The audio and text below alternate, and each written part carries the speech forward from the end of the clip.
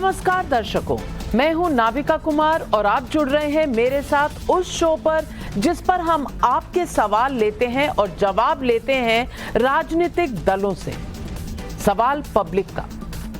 9 साल पहले 2014 में आज ही के दिन यानी 16 मई को लोकसभा चुनाव के नतीजे आए थे और देश में नरेंद्र मोदी युग की शुरुआत हुई। देश विदेश के सर्वे से साफ है कि 9 साल बीतने के बावजूद प्रधानमंत्री नरेंद्र मोदी की लोकप्रियता के सामने विपक्ष का कोई नेता फिलहाल तो नहीं टिकता हुआ नजर आ रहा। लेकिन क्या 2024 में मोदी को हराने के लिए ध्रुवीकरण का वो पुराना हथियार फिर से निकाला जाएगा? कर्नाटक को लेकर यह कहा जा रहा है कि वहां बीजेपी के खिलाफ मुस्लिम वोट एकजुट पड़े। एक ओर दक्षिण का ये विपक्षी मॉडल है, दूसरी ओर देश में घट रही कुछ और घटनाओं पर नजर डालें। पहली घटना जिस पर नजर डालने की जरूरत है, रमजान में इफ्तार करते नहीं थकने वाले तेजस्वी यादव जी ने बागेश्वर सरकार का निमंत्रण ये कहकर ठुकरा दिया कि वो जनता के काम में व्यस्त हैं। धीरेन्द्र शास्त्री पर कल तक चुप आरजेडी अब उन्हें जाली व्यक्ति भी बता रही है। दूसरी घटना जिसे देखने की जरूरत है, नासिक के त्र्यंबकेश्वर ज्योतिर्लिंग पर मना करने के बावजूद मजार वाली हरी चादर चढ़ाने का मसला सामने आता है। और तीसरी घटना, कुछ दिनों पहले ही बंगाल में रामनवमी की शोभा यात्रा में हिंसा होती है। इस हिंसा के पहले ममता बनर्जी का अल्टीमेटम आता है कि किसी मुस्लिम के घर हमला हुआ तो छोड़ूंगी नहीं, बल्कि यह भी कहा गया कि रमजान में मुस्लिम कभी भी कोई अपराध नहीं करते।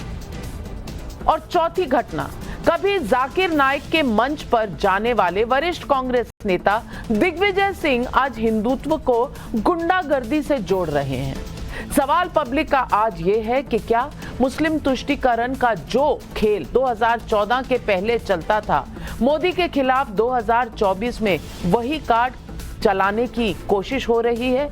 मतलब एकजुट मुस्लिम वोट बैंक चाहिए साथ, तो क्या हिंदू हित पर करेंगे आघात?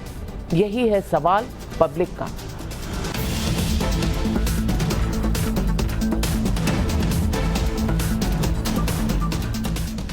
बागेश्वर सरकार 4 दिनों से पटना में है। हनुमत कथा कह रहे बागेश्वर सरकार बिहार में बहुत से लोगों को एड्रेस भी कर रहे हैं और उन्हें कथा भी सुना रहे हैं। बिहार, पूर्वी उत्तर प्रदेश, बंगाल, झारखंड, नेपाल से भारी भीड़ उनके कथा पंडाल पर उमड़ रही है।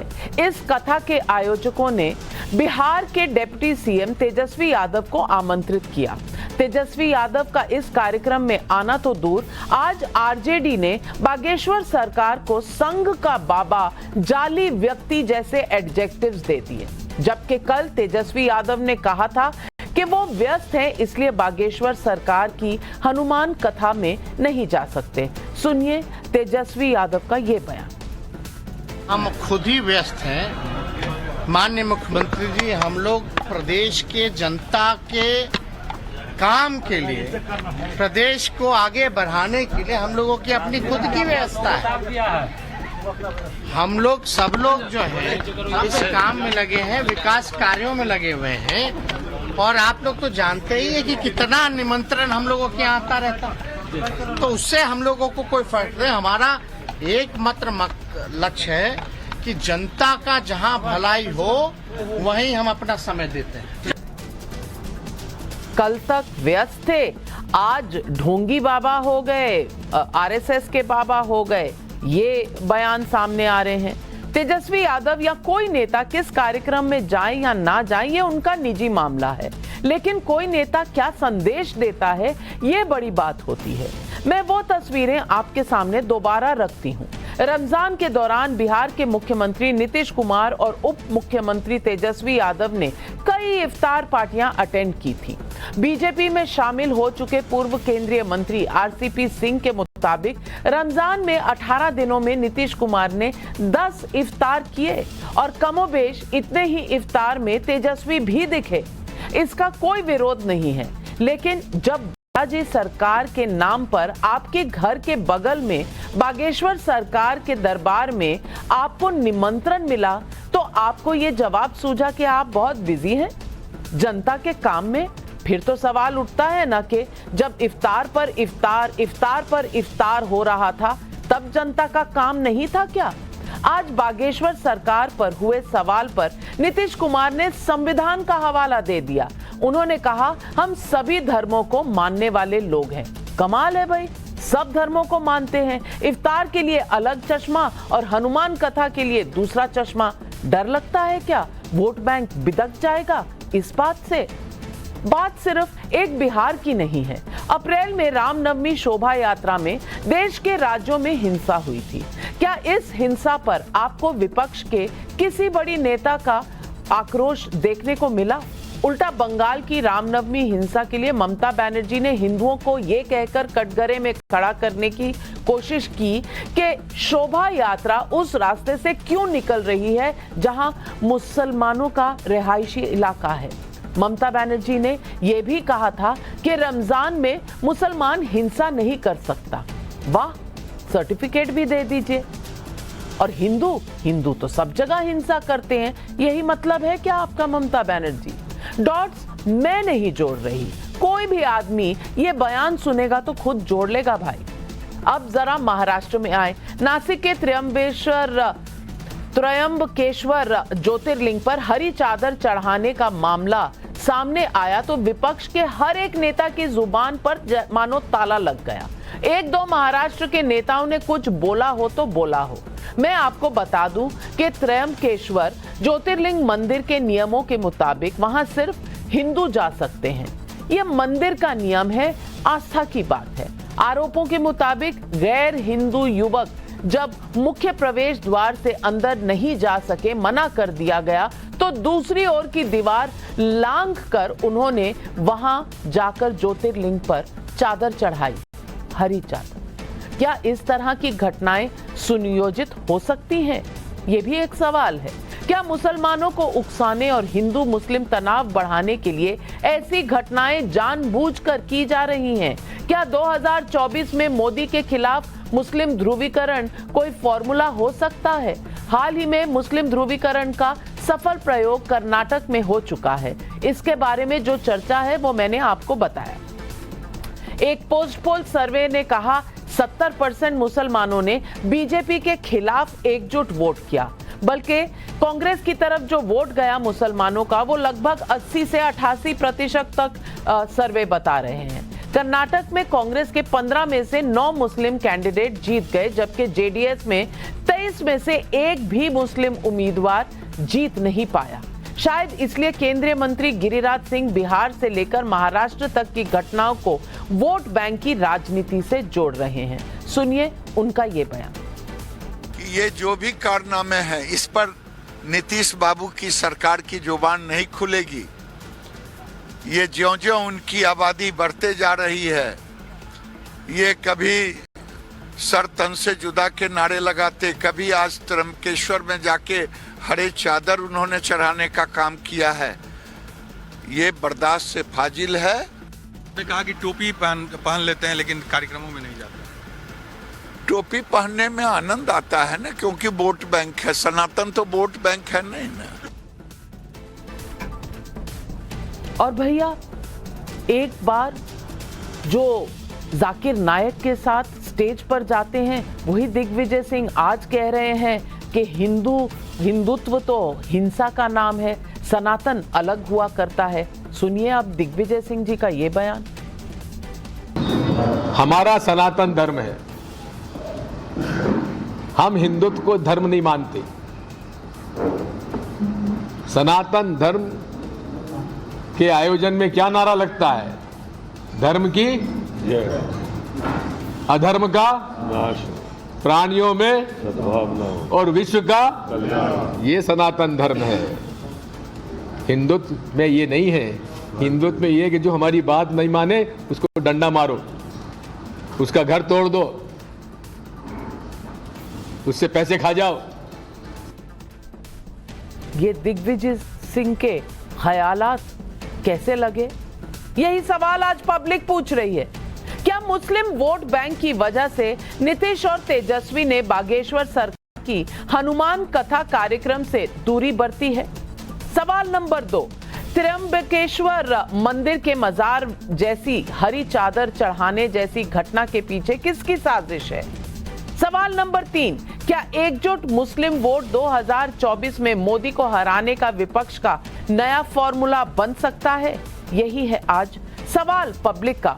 और इन सवालों के जवाब देने के लिए हमारे साथ जुड़ेंगे गौरव भाटिया, प्रवक्ता हैं बीजेपी के, आचार्य प्रमोद कृष्णम, नेता कांग्रेस पार्टी के, ऋषि मिश्रा, प्रवक्ता आरजेडी के, वारिस पठान, प्रवक्ता एआईएमआईएम के, डॉक्टर मानव जायसवाल, प्रवक्ता तृणमूल कांग्रेस के, और स्वामी राजूदास महंत हनुमानगढ़ी हमारे साथ कुछ ही समय में जुड़ेंगे। मेरा पहला सवाल ऋषि मिश्रा जी आपसे है। भाई, बहुत बिजी है तेजस्वी यादव जी, ठीक है, उनके निजी कार्यक्रम होंगे, लेकिन सवाल आज जनता ये पूछ रही है कि आप खासकर हनुमान कथा के समय बिजी रहते हैं, क्योंकि इफ्तार पार्टियों के टाइम तो आपके पास बहुत समय रहता है। क्या जनता का काम सिर्फ हनुमान कथा से के समय पर उभरता है, रमजान के समय नहीं? ये सवाल आज जनता पूछ रही है आपसे।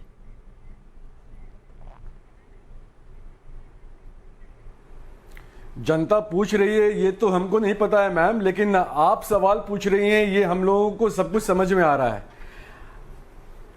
आप जो आज सवाल कर रही हैं कि इफ्तार के लिए हम लोगों के पास वक्त है और ये जो आज बाबा आए हुए हैं इनके लिए हमारे पास वक्त नहीं है। अगर आप कभी पटना आई होंगी, छठ के वक्त अगर आई होंगी, तो एक समय में लालू जी के यहाँ बहुत भव्य छठ पूजा हुआ करता था, और आज भी खरना का प्रसाद होता है। अगर आपको पता हो, छठ के समय में हम लोगों के यहाँ जाके खरना का प्रसाद खाते हैं।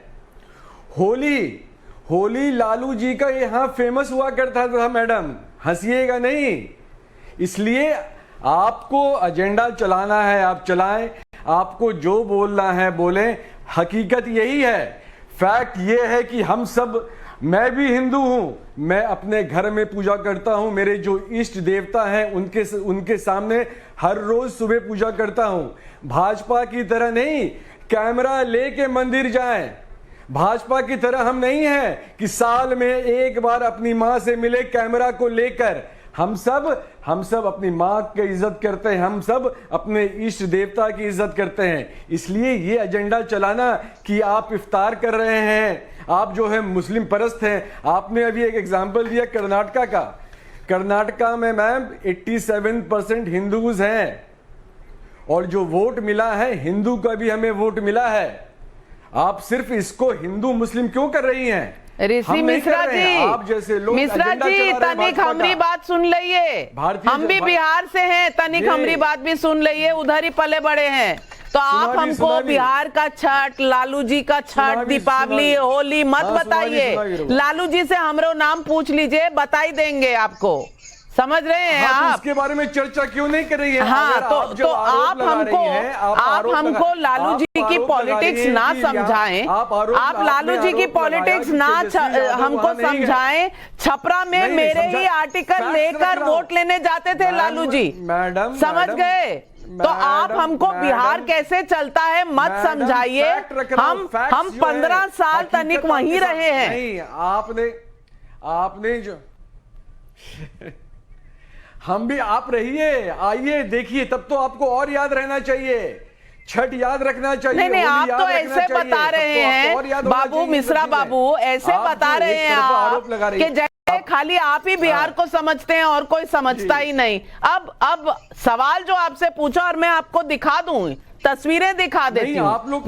वहां बैठे हैं ना इफ्तार पार्टी में, वो भी तो फोटो आप है, उंगली उठाते हैं प्रधानमंत्री की माता जी के साथ मुलाकात पर। तो ये फोटो आप नहीं है, ये फोटो आप नहीं है। ये जो तस्वीरें दिख रही है इफ्तार पार्टी की, ये कौन सा मैसेज दे रहा है? आप हमको समझाएंगे। इफ्तार, एक चीज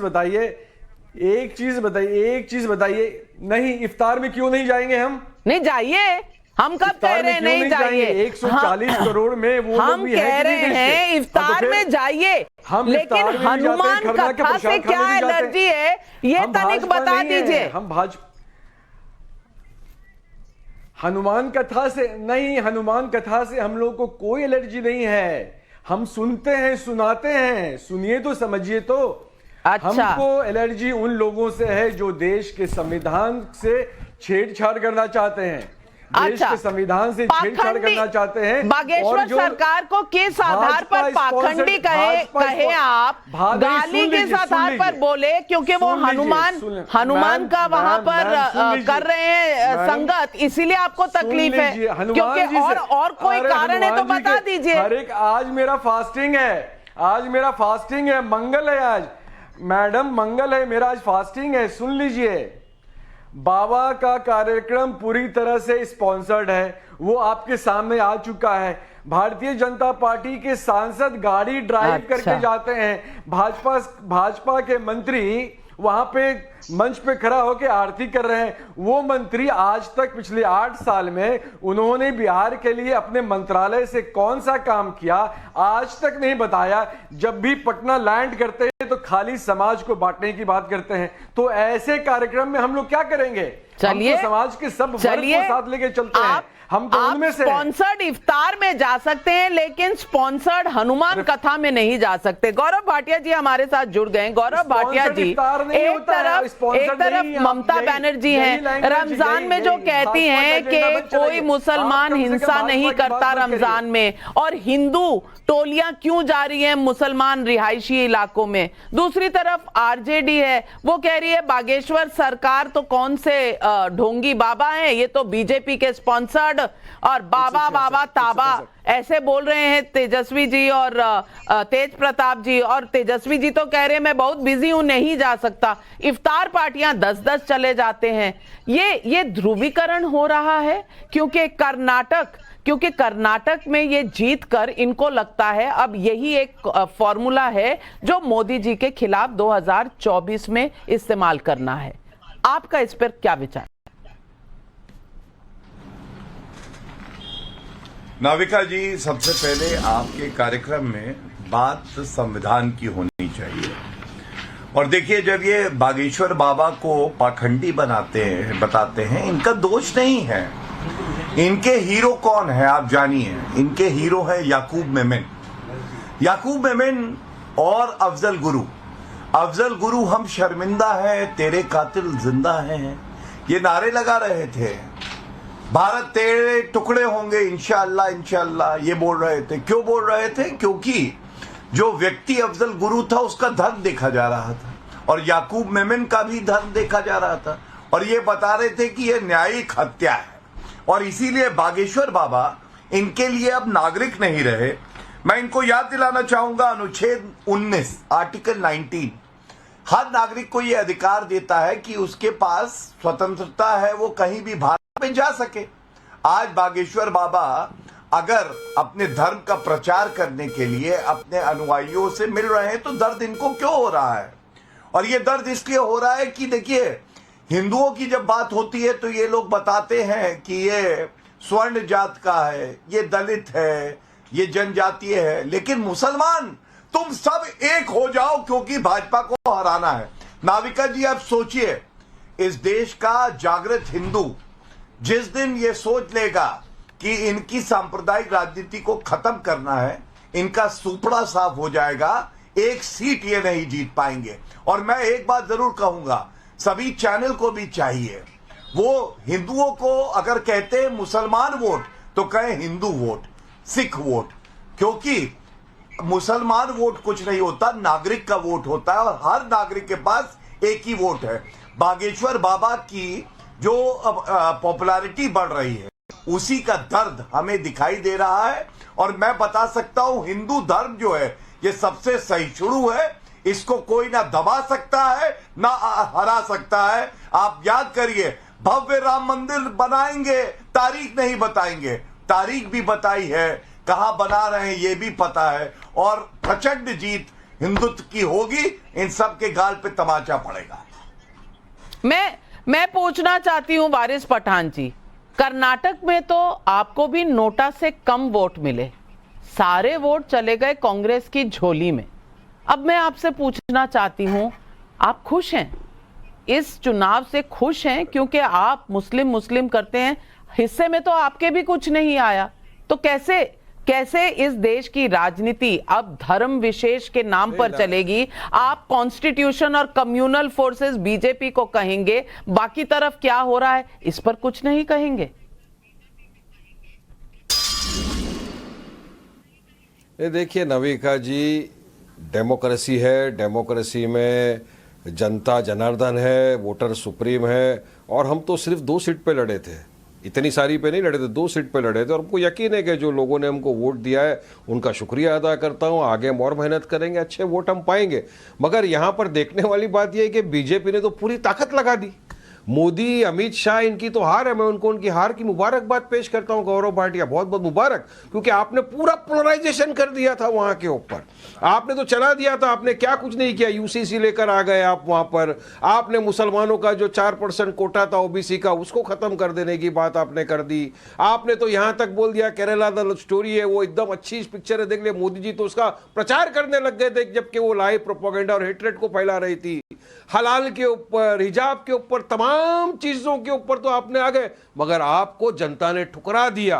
मुसलमानों ने भी वोट नहीं दिया और हमारे हिंदू भाई ने भी वोट नहीं दिया आपको, क्योंकि समझ गए आपके पास कोई डेवलपमेंट विकास का मुद्दा है ही नहीं। इसकी बहुत बहुत मुबारकबादी। कांग्रेस जीती है, उसको मुबारकबादी पेश करता हूं। हम चाहेंगे कांग्रेस ने जो वादे किए, वादे को फुलफिल करे। मगर देखने वाली बात यह कि 24 के पहले नविका जी टीजर और ट्रेलर रिलीज हो चुका, और उस पिक्चर का नाम क्या है? Bye bye Modi 2024। आप उसको प्रमोट करिए, पूरा देश प्रमोट करेगा अब उसको, क्योंकि देश समझ गया आपके पास ध्रुवीकरण करने के सिवा कोई मुद्दे नहीं है। अरे गौरव भाटिया, क्या पेट्रोल डीजल गैस के भाव कम हो गए? गौरव भाटिया, क्या बेरोजगार लोगों को रोजगार मिल गया? क्या डॉलर के बनिस्बत जो रुपया इतना गिरा था वो स्टेबल हो गया? अरे नहीं हुआ तो ये मुद्दे चाहिए लोगों को। मुझे लगता है कि आप राजनीति से ज्यादा दिलचस्पी रखते हैं पिक्चर बनाने पर। पिछली बार जब आप चैनल पर आए थे तो केरला स्टोरी के ऊपर दूसरी तरफ से दूसरी पिक्चर बनाना चाहते थे जिससे अलग नैरेटिव हो। आज आप एक और पिक्चर की बात कर रहे हैं, बाय बाय मोदी। आप, मुझे लगता है मुंबई में रहते रहते थोड़े फिल्म प्रोड्यूसर ज्यादा बन गए हैं और राजनेता कम बन गए हैं। लेकिन आज त्र्यंबकेश्वर में जो हुआ उस पर कुछ कहना चाहेंगे? सही हुआ या गलत हुआ? देखिए मैं तो एक चीज बताता हूं नाविका जी, आप मेरे साथ इतने सालों से डिबेट कर रहे हैं। मैं हमेशा से हर किस्म के वायलेंस का खंडन करता रहूंगा। वायलेंस तो होना नहीं चाहिए, मगर सरकार जो है, राज्य सरकार की जवाबदारी बनती है कि इस तरह की घटनाओं को रोके, मगर सरकार प्रोत्साहित कर रही है। आप देखिए महाराष्ट्र के अंदर पिछले कितने महीनों से मैं बोल रहा हूं कि कुछ नफरती चिंटू हिंदुत्व के आ गए हैं महाराष्ट्र में और फैलाते जा रहे हैं नफरत की आंधी। चवन के जैसे, राजा सिंह जैसे लोग आकर खिलाफ हैं, लेकिन हर मुद्दे पर बोलने वाले ओवैसी साहब, बैरिस्टर साहब आज चुप हैं। सुनाई नहीं दी उनकी, आज बिल्कुल चुप है गौरव भाटिया जी। ओवैसी साहब का कोई बयान नहीं आया। चुप नहीं है, पार्टी के प्रवक्ता बोल रहे हैं। हम तो वायलेंस के खिलाफ बोल ही रहे ना। जो भी है पुलिस प्रशासन है, प्रशासन का फेलियर है। प्रशासन इंक्वायरी करेगा, इन्वेस्टिगेशन करेगा, और जो भी उसके अंदर है उसके खिलाफ कार्रवाई होगी। चलिए बोलिए गौरव भाटिया। हो गई बात। जब गोरखनाथ के बाहर हुआ था तब तो आप ये नहीं कह रहे थे कि एक्शन होगा और एक्शन सपोर्ट होना चाहिए, तब तो कुछ और कह रहे थे। अब आप कह रहे हैं एक्शन होगा। ये तस्वीरें देखिए, ये तस्वीरें। क्या बोल रहा था मैं, बताइए मुझे। नहीं बताइए, आपको याद नहीं है? आजकल आप भूल जाते हैं, लेकिन गौरव भाटिया जी आपको याद कराएंगे। कायदे कानून का पालन सबको करना है। गौरव भाटिया जी, चलिए, मैं 3 साल का था जब जो घटना हुई थी, आज तक याद है नविका जी। इतनी पावरफुल मेमोरी है मेरी। सुनिए, अभी वारिस मेरे साथी हैं और ये वकील भी है नाविका जी। ये मैं आपको बता रहा हूं, जैसे बैरिस्टर ओवैसी है, वो बैरिस्टर ओवैसी नाम में लिखते हैं लेकिन है शरियस्टर ओवैसी। वो केवल कुरान की बात करते हैं, उनको संविधान से कोई मतलब नहीं है। एक वकील, एक अधिवक्ता राष्ट्रीय चैनल पे बैठ के ये आरोप लगाता है कि भाजपा ने सांप्रदायिकता फैलाई। क्योंकि यूनिफॉर्म सिविल कोड की बात करी। वारिस भैया, वो किताब जिस पे समोसे रख के खाते हो, ऐसा मत करो। वो संविधान है, वो हमारी आत्मा है। उसमें अनुच्छेद 44 है। अनुच्छेद 44 कहता है यूनिफॉर्म सिविल कोड आएगा, तो संवैधानिक क्या है? यूनिफॉर्म सिविल कोड की बात करके लागू करना। दूसरी बात, नफरती चिंटू कौन है? नफरती चिंटू नाविका जी वो है जिसको कर्नाटका में 7090 वोट मिले। सुन लीजिए, 7090 वोट। और मैं कृपया करके आपसे इतनी ही विनती करता हूं, इनकी तुलना नोटा से मत करिए, क्योंकि नोटा इनके सामने बहुत बड़ा है और ये बौने हैं, क्योंकि नोटा को मिले थे 2,64,000 वोट, हमें मिली 64 सीटें और 1,38,00,000 वोट। अब आप मुझे बताइए, कहां 1,38,00,000 वोट, कहां 7090 वोट? दोनों जगह जमानत जब्त हो गई और उसके बाद नफरती चिंटू की बात करते हैं। अब ये देखिए, मैं एक एक करके इनका नफरती चेहरा दिखाता हूं जनता को। ये एक पोस्टर AIMIM का है, गुस्ताखे रसूल की एक ही सजा, सरतन से जुदा, सरतन से जुदा। कौन है नफरती चिंटू? अब वारिस भैया बैठे हैं, मुझे दुख हो रहा है, लेकिन ये वही वारिस भैया है जिन्होंने कहा था हम 15 करोड़ हैं लेकिन 100 करोड़ पे भारी हैं। अब इनके नफरती चिंटू के बड़े भैया हैं, उनका नाम अकबरुद्दीन ओवैसी है नाविका जी। उन नफरती चिंटू ने कहा 15 मिनट के लिए पुलिस हटाओ और हिंदुओं को मजा चखा दूंगा। इनको है क्या? नाम में मुस्लिमीन है, इनके रोम रोम में सांप्रदायिकता है, और जहां इनको सहूलियत होती है वहां संविधान की बात करते हैं। एक बात याद रखना वारिस भाई, अगर आप पे आज भी आएगी, सुनिए मेरी बात, सुनिए, शांत हो जाइए। हमारा धर्म हमें यह सिखाता है कि अगर वारिस भाई पे आंच आएगी तो हम अपनी जान दे देंगे। वो इसलिए कि पहले हम भारतीय हैं, उसके बाद कुछ आता है। और तुम लोग अपने जवानों की शहादत पे भी मुसलमान और हिंदू ढूंढते हो, जो असदुद्दीन ओवैसी ने सवाल, ये सवाल वाजिब सवाल है, उसमें 7 में 5 मुसलमान। अफजल गुरु याकूब मेमन के लिए जो दरवाजा खटखटाते थे रात के 12 बजे, वो किसी के एक्शन की नहीं बात कर रहे थे, वो बात कर रहे थे एक धर्म की। और वारिस पठान जी की बात करी, नहीं, वारिस पठान जी इसका जवाब दीजिए। अच्छा, सुनिए, उसमें एक बहुत बड़े व्यक्ति भी थे उसके अंदर। मैं जवाब दे रहा हूँ नविका जी, आपने अफजल याकूब की आपने बात की। सुनिए गौरव भाटिया, आपके और हमारे एक सीनियर और वरिष्ठ वकील थे, लेट राम जेठमलानी साहब, जो भाजपा के सांसद रह चुके थे, वो उस पिटीशन का एक हिस्सा थे और 80 लोगों ने पिटीशन साइन करके दिया था उस वक्त। अब गौरव भाटिया ने इतनी सारी इल्जाम लगा दिए, मेरी स्पीच दिखा दी, सब दिखा दी। गौरव भाटिया, अगर मैं बीजेपी वालों की स्पीच दिखाऊंगा, सुनिए, अभी मैं खामोशी से सुना ना, सुनिए, अगर मैं स्पीच दिखाने जाऊंगा, पहले आपको उत्तर सुन लो, पहले उत्तर सुन लो, आपके सब सवाल का उत्तर दूंगा। आपने काफी सारी स्पीच बता दिए, पोस्टर दिखा दिए, बैनर दिखा दिए, सवाल पूछ रहा हूं। आपने बहुत सारे पोस्टर दिखा दिए, बैनर दिखा दिए, तकरीरें दिखा दी। कुछ तकरीर, बैनर, पोस्टर मैं भी दिखाना चाहता हूँ। एक बार बोलिए, गुरु मुर्दाबाद भाई साहब, बोलिए। नाथूराम गोडसे देश का सबसे बड़ा आतंकवादी था। नाथूराम गोडसे मुर्दाबाद। सुनिए ना, नाथूराम गोडसे तो देश का सबसे बड़ा आतंकवादी था, जिसने हमारे महात्मा गांधी का कत्ल कर दिया। तो सबसे बड़ा आतंकवादी तो वो था, उसको तो मुर्दाबाद बोलो। अब बात नंबर 2 सुनिए, आपके सवाल का जवाब तो सुनो, बात क्यों डरने का नहीं। Gaurav Bhatia, learn to be brave, be brave and listen to what I say. सुनिए, पठान है, वारिस पठान जी 1948 से आ जाइए 2023 में। मैं सिर्फ पूछ रही हूँ, क्या ध्रुवीकरण के अलावा आपके पास कोई फॉर्मूला है या नहीं है, ये सवाल है मेरा। डेवलपमेंट, हमारे पास तो बहुत सारे फॉर्मूला है, डेवलपमेंट, विकास, बेरोजगारी, सारे मुद्दे, लोगों से लुके हुए मुद्दे हमारे पास है। बीजेपी के पास तो सिर्फ एक ही मुद्दा है, मुसलमानों के खिलाफ नफरत फैलाओ। आचार्य प्रमोद कृष्णम जी, प्रणाम, स्वागत है आपका सवाल पब्लिक का शो पर। आचार्य जी, आज दिग्विजय सिंह ने कहा है, दिग्विजय सिंह जी ने कहा है, हिंदुत्व और सनातन अलग अलग चीजें हैं। हिंदुत्व जो है वो मार धाड़ काट और हिंसा का नाम है और सनातन धर्म दूसरा है। अब आप ही समझा दीजिए, आप आचार्य हैं और इस देश की जनता आपसे पूछना चाहती है, क्या आप दिग्विजय सिंह जी से सहमत हैं?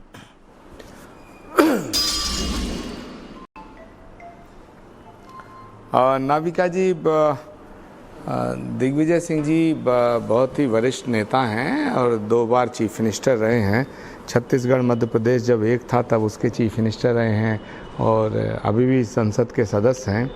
तो अगर वो सनातन धर्म की और हिंदुत्व की उन्होंने जो व्याख्या की है तो हो सकता है कि उनका अपना अनुभव जो है वो बता रहे हैं, लेकिन मेरे दृष्टिकोण से, शास्त्र के दृष्टिकोण से, आध्यात्म के दृष्टिकोण से हिंदुत्व जो है वो सनातन से अलग है और सनातन हिंदुत्व से अलग है। तो मुझे लगता है कि कहीं ना कहीं इसको समझने में भूल हो रही है। सनातन वो है जो सत्य है, सत्य वो है जो शाश्वत है। तो सत्य, शाश्वत, सनातन ये तो है, लेकिन सनातन में तो सब समाहित हैं।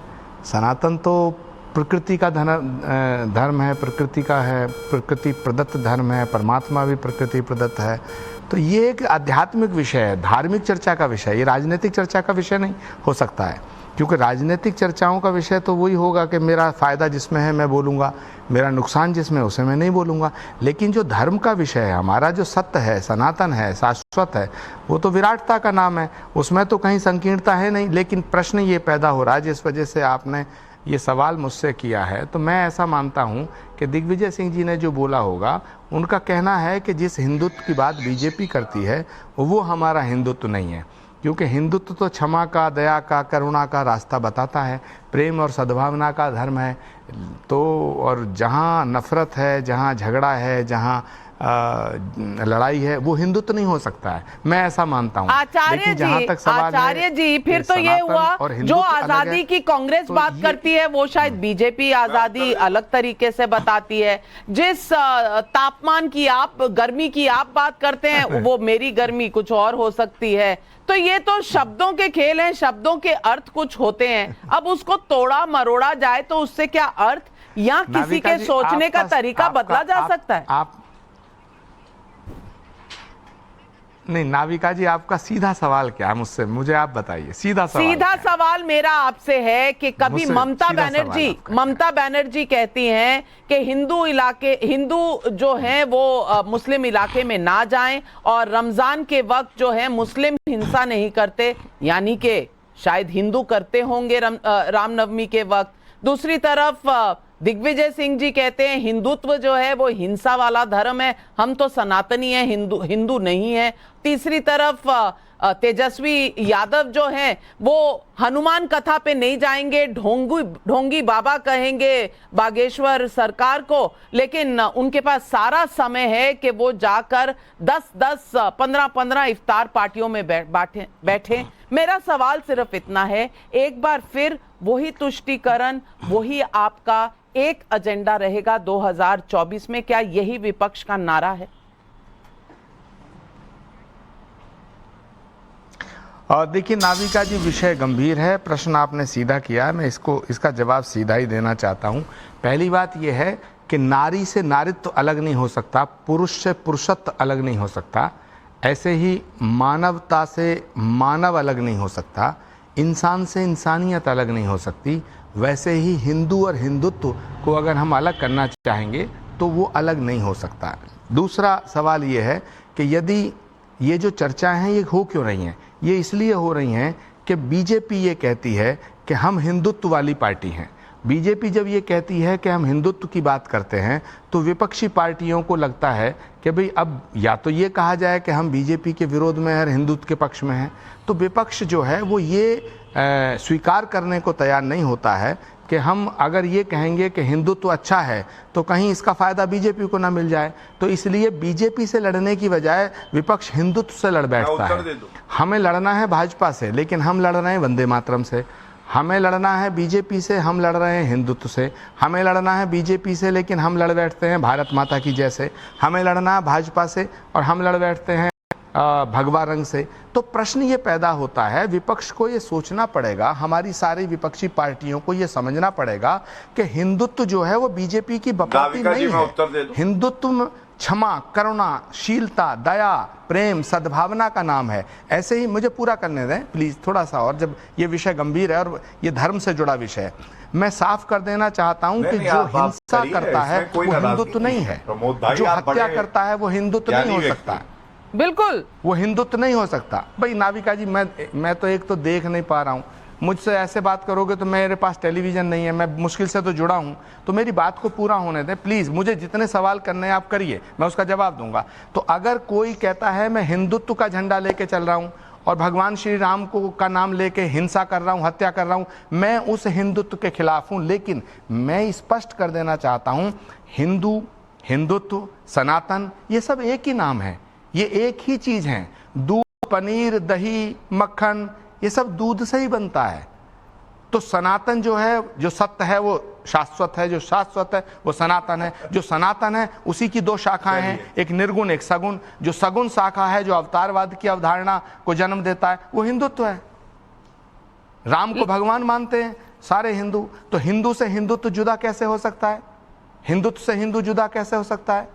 ये नहीं हो सकता है। लेकिन दिक्कत पैदा होती है कि अगर हम ये कहते हैं, विपक्ष के दिमाग में ये बैठ गया है कि अगर हम हिंदुत्व के पक्ष में बात करेंगे, हम हिंदुत्व तो बीजेपी को फायदा हो जाएगा और बीजेपी का फायदा हम नहीं कराएंगे, चाहे इसके लिए हमें हिंदू धर्म का तिरस्कार करना पड़े। मानव जायसवाल जी, क्या यही एजेंडा हो गया है विपक्ष का? क्योंकि आचार्य जी समझते हैं इस बात को और उन्होंने कहा आप बीजेपी के खिलाफ हैं कि आप हिंदुत्व के खिलाफ हैं?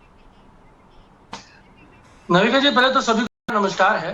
बहुत सारी बातें मैं सुन रहा था, गौरव जी की भी भाई बहुत सारी बातें सुन रहा था। भाई उन्होंने बहुत कुछ बोला, उन्होंने अकबरुद्दीन ओवैसी के बारे में बोला, 15 मिनट का बयानबाजी। तो भाई 56 इंच का सीना इतना फुस क्यों हो जाता है सजा दिलवाने में? क्योंकि वो आपका एजेंडा सेट करते हैं।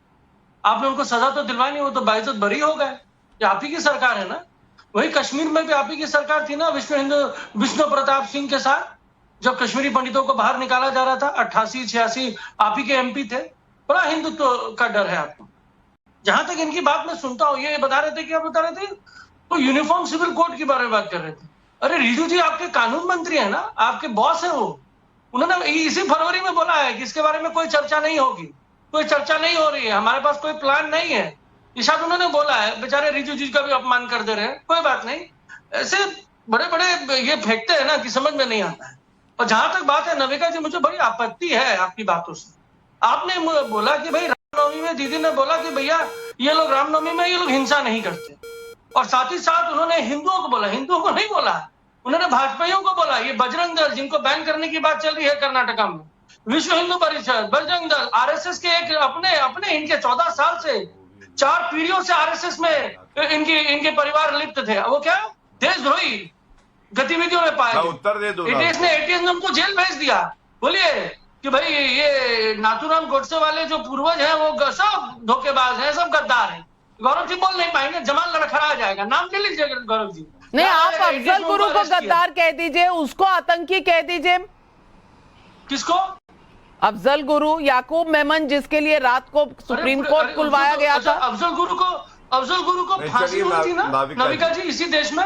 याकूब मेमन को भी हुई थी, लेकिन उससे पहले आपने मिडनाइट में सुप्रीम कोर्ट खुलवाया था। नहीं, कुछ लोगों ने जाकर। सुनिए ना नविका जी, किसने खुलवाया था, किसके लिए खुलवाया था? तो आपको भी कल कुछ होगा तो आप भी खुलवाइएगा ना सुप्रीम कोर्ट। सबकी बात का उत्तर आपकी बात नहीं सुनेगा सुप्रीम कोर्ट। अरे गौरव जी वकालत नहीं करेंगे? अच्छा, कल कोई टेररिस्ट आके बोलेगा गौरव चलिए महंत राजू दास जी, आज मेरी तुलना हो गई है याकूब मेमन से। अब अपनी बात मनवाने के लिए गौरव जी, बस इसके बाद आपके पास आ रही हूँ, लेकिन संत राजू दास स्वामी जी बोले नहीं है अब तक। तो स्वामी राजू दास जी, अब मेरी तुलना अपनी बात मनवाने के लिए अफजल गुरु और याकूब मेमन से करवा दी गई है, क्योंकि पॉइंट प्रूव करना है और राजनीति करनी है। क्या ये सही है? नहीं, पहले तो बहुत देर से मैं सुन रहा था, बहुत देर के बाद आपने मुझको मौका दिया, बहुत बहुत साधुवाद। और इस डिबेट में जितने लोग बैठे हैं उनके लिए ढेर सारा आशीर्वाद, मंगल कामना। महाराज जी को दंडवत प्रणाम, सीताराम। महाराज जी, आपने जो कहा है, मुझको लगता है मुझको लगता है कि विपक्षी में एक हो गई है, एकजुटता खत्म हो गई है। बीजेपी, अभी स्वामी जी कह रहे थे, विपक्षी बीजेपी को बोलते बोलते, मोदी जी को बोलते बोलते, योगी जी को बोलते बोलते, संघ को बोलते बोलते सनातन को ही टारगेट करने लग गया, सनातनी को ही आतंकवादी बनाने लग गया। अभी मैं वर्तमान स्थिति में बंगाल में हूं और टीएमसी के प्रवक्ता महोदय बैठे हुए हैं। मेरा उनसे सवाल है, मैं अभी भाटपारा में हूं, उत्तर 24 परगना में कक्करनाथ मंदिर प्रांगण में कार्यक्रम था और कल मेरे ऊपर हमले हो गए। वहां सनातनी को बोलने नहीं दिया जाता है। वहां अगर कोई वंदे मातरम जय सिया राम कर दे तो तकलीफ हो जाती है। तो मैं मुझको लगता है अभी प्रवक्ता महोदय बैठे हुए हैं, चार लोगों की गिरफ्तारी हुई है, चार लोगों की गिरफ्तारी हुई है। नहीं ठीक है, आप बोलिए, साधुवाद है, आपको ढेर सारा आशीर्वाद है, आपको मंगल कामना, हम आपके साथ हैं बाबा, आपको मंगल कामना। अगर हमारे प्रांत में किसी भी बच्चे से कुछ गलती हुई है, गलत बात आप बोल रहे थे, मैं नहीं बोल रहा था। नहीं, मैं बोल रहा था, मानव जी उन्हें बोलने दीजिए, दूर से जुड़ रहे हैं, उनका सिग्नल कमजोर है, बीच में अगर ना बोलें तो मेहरबानी होगी। गलत गलत गलत गलत। और अभी तक कार की घटना है, परसों एक महात्मा की हत्या हुई, अभी उसकी सीबीआई जांच का मैं मांग करता हूं। परसों एक महात्मा का हत्या हुई, फांसी पर लटका दिया गया, पुलिस ने उसको दूसरा मामला बना दिया। मैं मौके पे मौजूद हूं। यहाँ हिंदू त्रस्त है, परेशान है, हिंदुओं का कोई सुनने वाला नहीं है। नंबर 2, ओवैसी पार्टी के प्रवक्ता बैठे हुए हैं, उन्होंने गलत हो गए, कहीं यूपी पहुंच गए बाबा, आप यूपी मैं निवेदन करता हूं, मैं निवेदन करता हूं। पालघर में देखिए, हो गया, डिसीजन हो गया, सीबीआई जांच हो रही है, दूध का दूध पानी का पानी हो जाएगा। जो गुनहगार है बच्चे नहीं जाएंगे। नहीं, चलिए ठीक है, करेंगे बाबा, मेरा दूसरा सवाल, ओवैसी जी के पार्टी से नेता बैठे हैं, उनके प्रवक्ता बैठे हुए हैं, जिस प्रकार से उन्होंने कहा कि फलाने मुर्दाबाद, एक भी बार आतंकवादियों की मुर्दाबाद उन्होंने नहीं कहा, नहीं किया। जिस प्रकार से रामनवमी में पत्थर चलाए जाते हैं, जिस प्रकार से हनुमान जयंती में पत्थर चलाए जाते हैं, उस पर उन्होंने सवाल, उस पे उन्होंने सवाल खड़े नहीं किए। उसको बाबा आपको सुनते नहीं मेरी बात। बाबा कभी मेरा वीडियो देखो कभी बैठ के फुर्सत में। उस पे नहीं, मैं सुनता हूँ, नाविका जी आपको भेजेंगे, मैंने बोला है, अरे IAS को हमको बोलते याकूब मेमन को बोल दीजिए, याकूब मेमन को बोल दीजिए ना, वारिस पठान जी, याकूब मेमन को बोल दीजिए। गौरव भाटिया जी ने भी आपसे कहा था, एक कौम एक संप्रदाय की बात करते हो, चले गए, जिनको फांसी हो गई, जो परलोक सिधार गए, उनके बारे में क्या चर्चा करना, जो जिंदों की बात करो। अरे यहाँ सिंधों पे अत्याचार हो रहा है, उसके बारे में तो कुछ बोलो। यहाँ पे सिंधों का अधिकार छीना जा रहा है, कभी उनका लेके चले जा रहा है, या आरक्षण लेके चले जाते हो, कभी उनके खिलाफ बोलते तलवार उठा ले बेटा, नरसंहार कर ले। एक मिनट, गौरव भाटिया जी, उधर स्वामी जी कह रहे हैं कि हिंदू बंगाल में सेफ नहीं है, उधर वहां बिहार की बात आपने सुनी ऋषि मिश्रा जी से। सवाल ये है कि क्या अब तुष्टीकरण के अलावा 2024 में कोई हथियार बाकी नहीं बचा?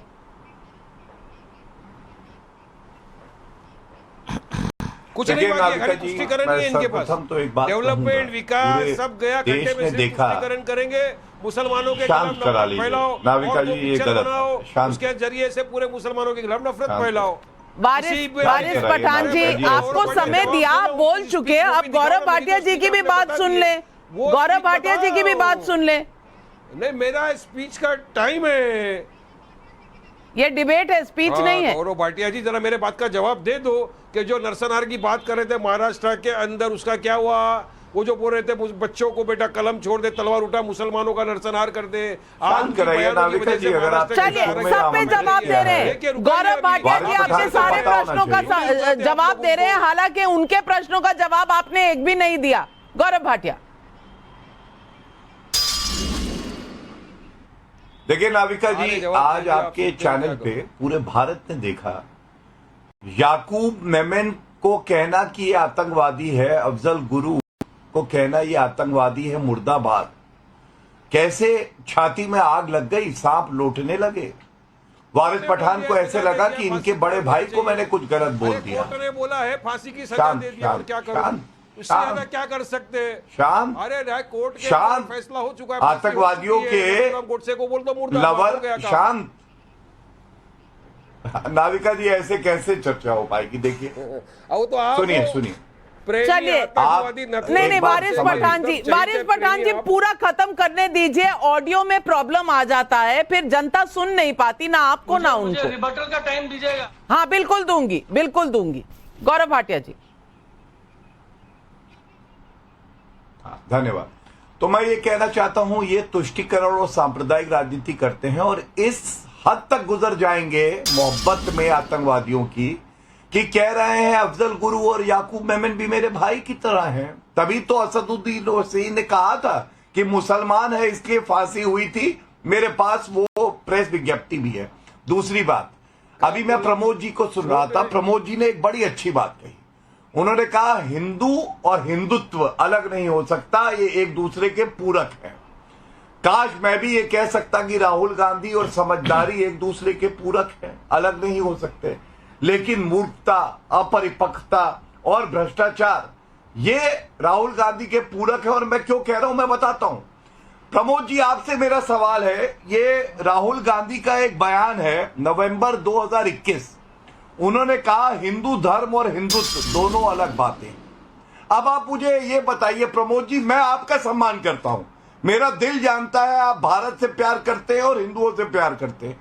राहुल गांधी मुस्लिम पार्टी वाले इतनी नफरत हिंदुओं से क्यों करते हैं कि हमारे धर्म के बारे में ऐसी टिप्पणी करते हैं? क्या उनमें इतना दमखम है कि वो एक बार अपने मुंह से कहें इस्लामिक टेरर? क्या उनमें इतना दमखम है कि वो बोल सके कि हाँ इस्लामिक कट्टरवादी होते हैं? नहीं बोलेंगे। तो ये आज आपके लिए सवाल है कि आप अपने नेता की बात को आगे नहीं बढ़ाते। आचार्य जी जवाब दीजिए। आपके वक्तव्य में और राहुल गांधी के वक्तव्य में फर्क है। और आचार्य अभी जी टीएमसी का भी उत्तर दूंगा इसके बाद। और एक तस्वीर और दिखा दूं, खड़गे जी का एक बस 10 सेकंड और नाविका जी। ये एक खड़गे जी ने बयान दिया है, मोदी को शक्ति मिली तो देश में सनातन धर्म का राज हो जाएगा। खड़गे जी, ये तस्वीर है, ये उनका वक्तव्य है। मतलब सनातन धर्म का राज हो जाएगा, इससे डर लगता है क्या कांग्रेस पार्टी को? इतनी नफरत क्यों है? धन्यवाद।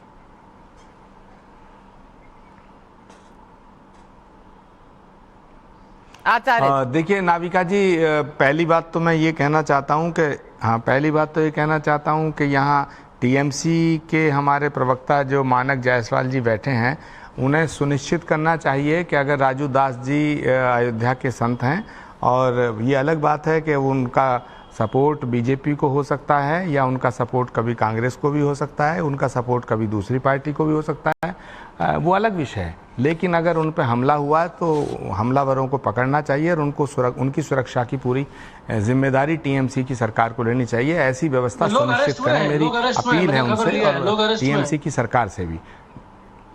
हाँ, दूसरा प्रश्न है नाविका जी, ये बड़ा विचित्र मामला है। मैंने एक अपने भाषण में बोल दिया था कि भाई भगवान राम जितना हिंदुओं के हैं उतना ही मुसलमानों के हैं, और पैगंबर मोहम्मद साहब जो हैं, जो नबी जिनको कहते हैं हम, नबी करीम सल्लल्लाहु अलैहि वसल्लम जो हैं, वो जितना मुसलमानों के हैं उतना ही हमारे हैं। मैंने एक नज़म पढ़ दी थी कि नबी जितने तुम्हारे हैं नबी उतना हमारे हैं। तो मैं ऐसा मानता हूँ कि भगवान राम सिर्फ हिंदुओं के ही नहीं हैं, वो जितना हिंदुओं के उतना मुसलमानों को भी उन्हें मानना चाहिए।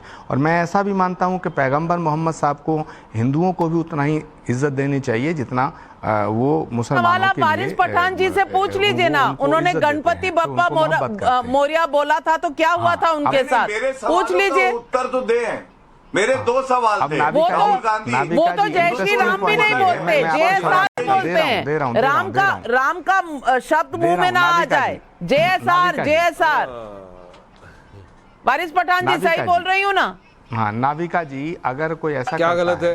संविधान में कहा लिखा है कि मुझे ये बोलना है देश की, अगर मुझे रखना है नेशनलिज्म प्रूव करने के लिए, मैं JSR बोलता हूँ। आप बोलिए ना, आपको रोकता नहीं है, आपकी मर्जी, आप बोलिए, शौक से बोलिए। यहीं आप बोलिए, पर शौक से बोलिए, अगर सर्वधर्म इसके बारे में जरा बोलिए ना, संभाव महाराष्ट्र के अंदर सेक्युलर जो आग सब जली खत्म हो करके चले जाता है। गए। पब्लिक सवाल पूछ रही है, धनाधन पब्लिक के सवाल आ रहे हैं। दिल्ली से राघव का सवाल, कहीं तेजस्वी जी बागेश्वर बाबा की कथा सुनने आई भीड़ देखकर डर तो नहीं रहे हैं?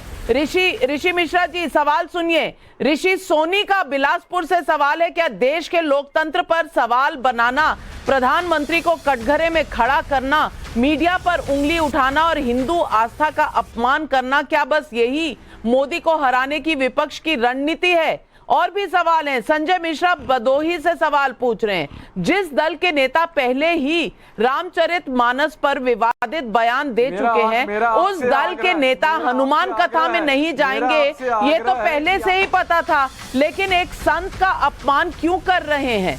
किरण येवलेकर का पुणे से सवाल है।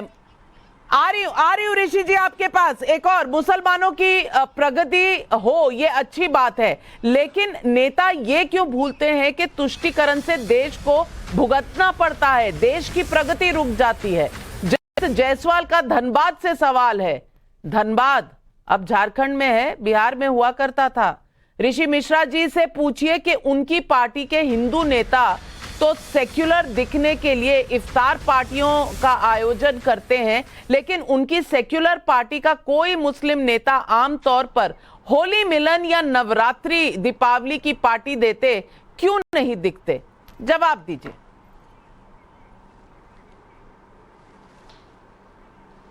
अब सुन लीजिए, पर मेरा दो आग्रह होगा आपसे मैडम। मोदी की एक तो संस्कार चैनल चलाइए आप, और दूसरी बात भारतीय जनता पार्टी के जो हमारे प्रवक्ता हैं, क्यों उनको कष्ट देती हैं आप? आप अकेले काफी हैं भाजपा का एजेंडा चलाने के लिए, आप क्यों उनको बुलाती हैं? क्यों उनका वक्त खराब कर रही हैं? और बार बार आप हम पे सवाल उठा रही हैं। जनता के सवाल में भी मेरा ही एजेंडा दिखता है। हम इतने राम दिखते आपको, आप कहां पहुंच जाते? इफ्तार में भी जाते हैं, खरना का प्रसाद, हम खरना का प्रसाद खाने भी जाते हैं, इफ्तार में भी जाते हैं। आपकी तरह भारतीय जनता पार्टी का एजेंडा नहीं चलाते हम लोग 140 करोड़ की बात करते हैं, हम एक सेक्शन की बात नहीं करते हैं। अगर ऐसा होता तो हमारे साथी भाजपा के बताएं ना, 80% 87% हिंदू है कर्नाटका में, कैसे कांग्रेस को वोट मिला? खाली मुस्लिम के वोट से वहां पे हो गया क्या? हार गई भाजपा क्या? उस बात की आप क्यों नहीं चर्चा कर रही हैं? 11% महिलाएं कांग्रेस को भाजपा से ज्यादा वोट किया। क्यों किया?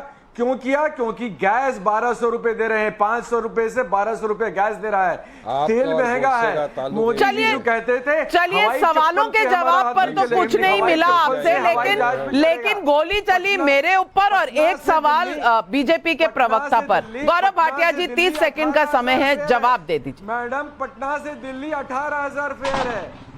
मैं बिल्कुल जवाब दूंगा। इस समय का मैं सदुपयोग करूंगा नाविका जी। यहाँ पे एक बात जरूर बताना चाहूंगा, ये पहले तस्वीर देखिए, ये तस्वीर जो है लाखों शब्दों के बराबर है। इसी को तुष्टीकरण की राजनीति कहते हैं। ममता जी देखिए कैसे नमाज अदा कर रही हैं, और मैं उनके दो वक्तव्य बताता हूं। रामनवमी के दिन जब पश्चिम बंगाल में हिंसा हुई तो ममता बनर्जी का एक वक्तव्य आया, उन्होंने कहा अगर मुस्लिम इलाकों से जुलूस जाएगा तो ऐसी पत्थरबाजी और हिंसा तो होगी। मैं ये पूछना चाहता हूं, भारत में हिंदू इलाका और मुस्लिम इलाका आपने सुना है क्या? और वो मुख्यमंत्री जो संविधान की शपथ लेता, चिल्लाइए मत बीच में, आपके बीच में मैं बोला नहीं था। चलिए ये डिबेट अब अधूरी रह गई। आमंत्रित करूंगी, मैं आपको सबको आमंत्रित करूंगी, एक दिन और बैठना पड़ेगा, क्योंकि इस मुद्दे पर कई लोगों के कई विचार हैं, और ये विचार इस वक्त जब समय है तो हमें हर विचार के गहराई तक जाना पड़ेगा। 80% हिंदू आबादी वाले हमारे देश का संविधान सेक्युलर है, यही इस देश की सहिष्णुता है, यही इस देश की ताकत भी है। लेकिन मुस्लिम तुष्टीकरण की राजनीति का सच भी छिपा नहीं। मुझे याद है कि जब डॉक्टर मनमोहन सिंह ने कहा था कि देश के संसाधनों पर पहला हक अल्पसंख्यकों का है, आज एक और मुस्लिम विक्टिमहुड का नैरेटिव है तो दूसरी ओर रामनवमी की शोभा यात्राएं आज भी टारगेट होती हैं। बागेश्वर सरकार को लेकर राजनीति की तलवारें खिंच जाती हैं। हिंदुओं की आस्था को लेकर राजनीति का एक हल्कापन गंभीर विचार का मुद्दा है। इस मुद्दे को क्या राजनीतिक दल अकेले छोड़कर सिर्फ विकास का मुद्दा लेकर जाएंगे, लोगों के मुद्दे को सामने रखेंगे, या हर बार वही तुष्टीकरण, वही सांप्रदायिकता, क्या यही मुद्दे इस्तेमाल किए जाएंगे इंसान और इंसान के बीच में दीवारें खड़ी करने के लिए? ये आज सवाल पब्लिक पूछ रही है। आज बस इतना ही, लेती हूं आपसे इजाजत। नमस्कार।